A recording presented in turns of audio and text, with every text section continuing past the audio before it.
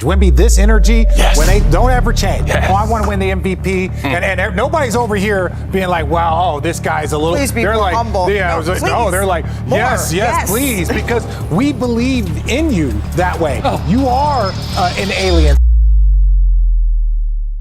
Victor Wembanyama just dropped 41 points and 16 rebounds on Chicago, pushed San Antonio to 57 wins, and kept the Spurs right on Oklahoma City's neck for the top of the West. Harper gets the screen from Wembanyama. He slips. Wemby steps right through. Oh my goodness! Right over Chet Holmgren. A few days earlier, before the playoffs had even started, he sat in front of a microphone, looked into the camera, and basically said the Spurs had handled the defending champs whenever they saw him. With every intention of seeing them again, he was telling them in advance. He is 22 years old. He's never played an NBA playoff game. He's already talking like the postseason needs to adjust to him. And honestly, when a guy sounds that sure of himself and the season backs him up, you're looking at a real MVP conversation, not a fun little debate show topic. That's an MVP line. That's why this season feels so huge. San Antonio has already clinched its first playoff berth since 2019. The Spurs own the Southwest Division again, and they have their first division title in 9 years. Wembanyama is sitting in the middle of the two biggest individual races on the board. Defensive Player of the Year feels like his award to lose. MVP is very real too. He's averaging about 24.5 points, 11.4 rebounds, 3.1 assists, 3.1 blocks, and shooting just over 50% from the field, all while playing under 30 minutes a night. That part is stupid in the best way. He does superstar damage on a time limit, like the basketball version of somebody finishing the group project in half the time and still making everyone else look lazy. Those who aren't subscribers yet, subscribe, because this story is way more fun once the fear part turns into proof. Go back to the draft and you can hear why the league wanted to be skeptical. He came in as the loudest prospect since LeBron. Reuters called him a slam dunk #1 pick in 2023, and every scout was throwing out those Frankenstein comparisons people use when a player looks too weird to describe normally. Rudy Gobert's rim protection, Kevin Durant's shooting, Anthony Davis's versatility, all wrapped inside a 7'4" frame with an 8-foot wingspan. The skill was obvious. The measurements were absurd. 7'4", long enough to buzzer shots from zip code range, fluid enough to dribble, pull up, recover, and block something on the other end. The worry sat in the body. He looked thin. He had already dealt with injury issues in France, including stress fracture concerns and multiple muscle problems in Europe. At around 229 pounds, he looked like a strong breeze could snap him in half. People saw the ghosts right away. Yao Ming, Bill Walton, Kristaps Porzingis, Chet Holmgren's lost rookie season.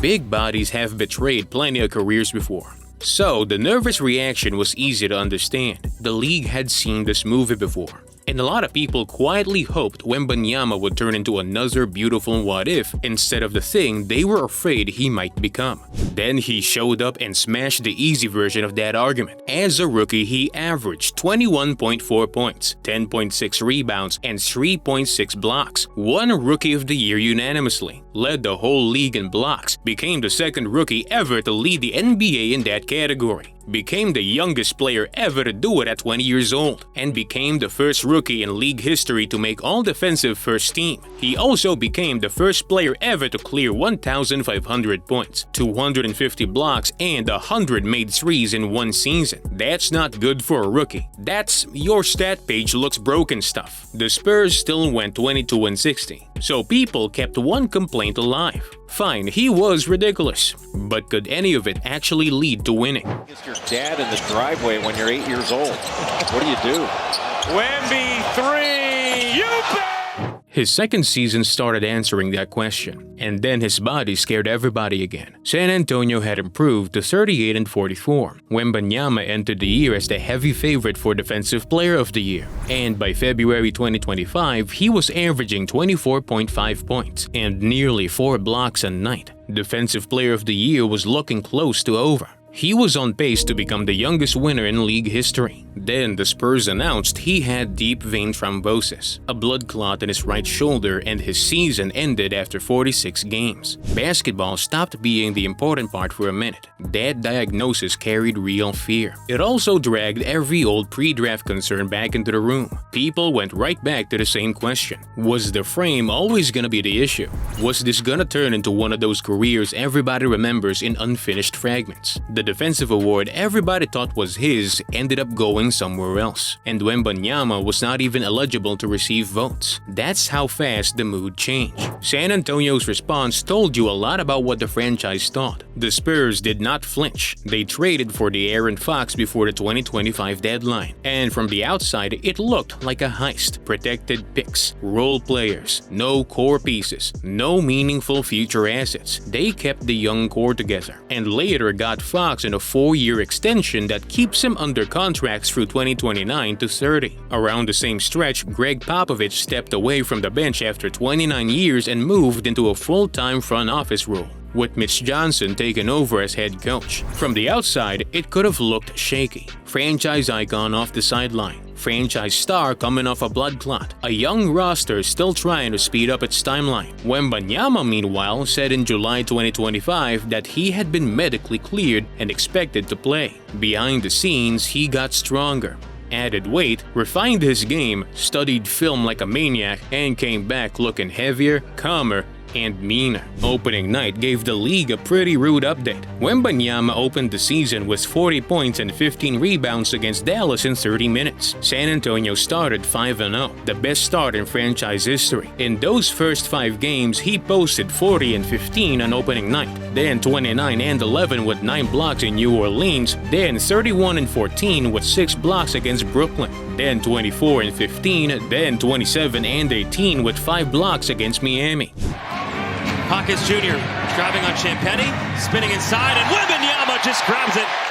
Through the first 3 games alone, he had already crossed 100 points and 15 blocks, and his 18 blocks in that stretch were more than a huge chunk of what the league had in entire teams. That combination was unprecedented enough that the Spurs' own game notes had to point it out. So the whole "maybe his body can't handle this" theory did not just age badly, it got left out of the room by Halloween. The current version is even scarier because the offense has caught up to the defense in a cleaner way. He's at 24.5 points, 11.4 rebounds, and 3.1 assists per game, and the efficiency is better too. He's shooting 50.4% from the field, 35.1% from 3, and 82.2% from the line. His true shooting has climbed into elite territory, his turnovers are down, and the minutes matter here. He's doing all of this in 29.3 minutes a night. That's why his MVP case has teeth. He's not chasing stats on a treadmill. He is killing games fast. The 41 against the Bulls was the cleanest example yet. He went 17 for 27, hit 3 threes, grabbed 16 boards, finished with 4 assists, 3 blocks, and a steal, and gave San Antonio its 9th straight win. That game also shoved them even harder into the MVP argument because it reminded everyone he can still take over as a scorer whenever he feels like it. And the defense is still the most terrifying part. Wembanyama leads the league in total blocks and blocks per game. Leads in block rate, sits near the top of every defensive impact stat that matters, and pulls down defensive rebounds like a vacuum. Opponents shoot far worse than league average at the rim against him, hovering around 59.5%, which is several points below normal. And the Spurs defend at a much higher level when he's on the floor. Their defensive rating improves by about 8 full points with him out there. Who will stop the bleeding for the Clippers? Jackson. Dunn has it blocked by... NBA.com pushed him to number 1 in the MVP ladder on March 27, largely because he was averaging nearly as many blocks as some entire teams, which is a ridiculous sentence to type about a real person. What stands out on tape is not only the blocks, it's the hesitation. Guards see daylight, then remember who's waiting. Bigs roll hard, then slow down halfway there. Wings pull up early. He changes geometry. He changes route choices. He turns the paint into bad real estate. He's basically made it a no-fly zone. There have been so many reminder games that you almost stop reacting correctly. He had 38 points, 12 rebounds, 5 assists, and 5 blocks in Chicago back in November. He dropped 40 on the Lakers in February, and in that stretch, he also hung 37 in a single half, the highest scoring half by a Spur this century. He had 39 and 11 against Boston on March 10. He had 32, 12, 8, and 4 against Charlotte on March 14. He had 34 and 12 in the playoff clinching win over Phoenix on March 19, including the late bucket that slammed the door. Then came the Bulls game with the 41. 3 40-point games this season already, plus all the weird all-around stuff in between. The Grim Reaper! Wemby on the other end, banks it in!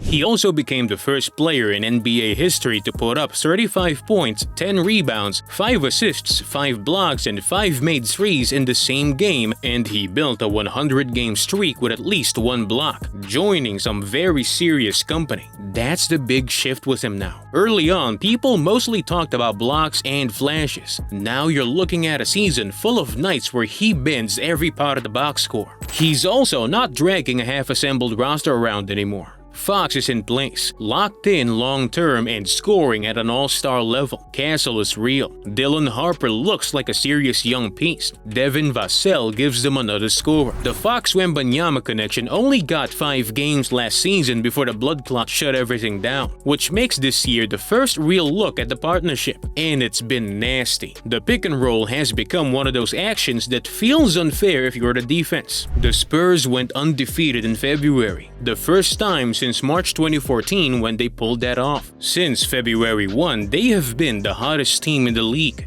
going 24-2 over a 26-game stretch according to the Spurs game notes. Over one of those stretches, they won 22 of 24. They're 4-1 against Oklahoma City this season. They beat the Thunder in the NBA Cup semifinal, snapping Oklahoma City's long win streak before eventually falling to the Knicks in the final. They're not sneaking up on anyone anymore. They're just showing up and beating good teams. That brings us back to the awards. Wembanyama said out loud that he wants both MVP and Defensive Player of the Year. I actually like that he said it. Enough fake humility. After the Hornets game on March 14, he basically said the thing on his mind was taking great care of his body because he wanted both awards. No hedging, no little disclaimer, just the star saying what he's coming for.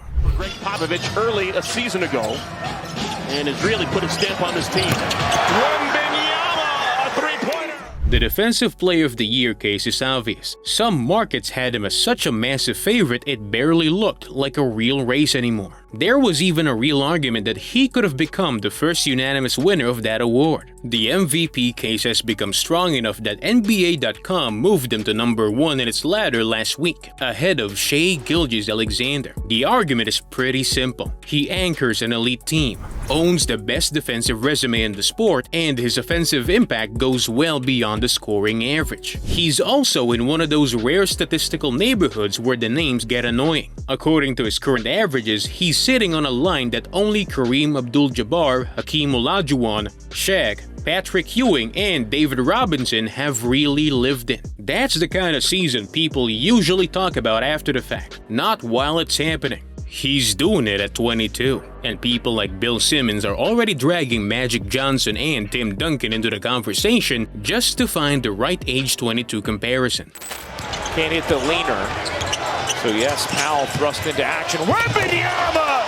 Oh my! There's one very real piece of tension left, the 65-game rule. Through 75 Spurs games, Wembanyama has appeared in 60. That means he needs 5 of San Antonio's final 7 to qualify for major awards. So the margin is tiny now. One awkward ankle turn, one rest decision, one random late-season problem, and the whole race changes. That pressure is part of what makes this finish so interesting. He's chasing awards, the Spurs are chasing Oklahoma City, and every game now carries actual weight. He already said he's trying to make sure there's no debate by the end of the season. If he stays eligible and San Antonio keeps winning, the case gets louder by the day. Only Michael Jordan, Hakeem Olajuwon, and Giannis Antetokounmpo have ever won MVP and Defensive Player of the Year in the same season. Wembanyama is trying to join that list at 22. And that's the part every other team should hate. He's 22. He already looks like the most overwhelming young defender the league has seen in forever. He's already putting up numbers that drag Kareem,